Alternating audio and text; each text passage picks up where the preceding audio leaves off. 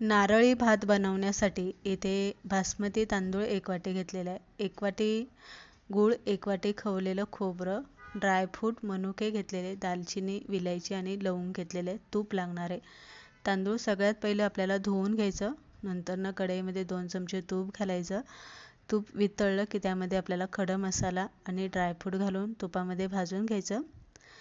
खोबऱ्याचा किस घालायचा, तुपामध्ये भाजायचा. नंतर तांदूळसुद्धा तुपामध्ये 1-2 मिनटं भाजून घ्यायचं. 1 वाटी तांदळासाठी 2 वाट्या पाणी घालायचे. थोडंसं मीठ आणि लिंबू पिळून घ्यायचं म्हणजे भात मोकळा होतो. 10 मिनटं भात आपल्याला इथे शिजवून घ्यायचा आणि त्यानंतर यामध्ये आपल्याला गूळ घालून व्यवस्थित भात आपल्याला हलवून घ्यायचा आणि परत झाकण ठेवून 10 मिनटं वाफेवरती भात चांगला कोरडा मोकळा करून घ्यायचा. बघू शकता मोकळा सुटसुटीत झाला आहे तरी पण तो रसरशीत वाटतोय आणि एकदम मऊसूद असा शिजला गेलेला आहे. अशा पद्धतीने नारळी भात बनवून तयार.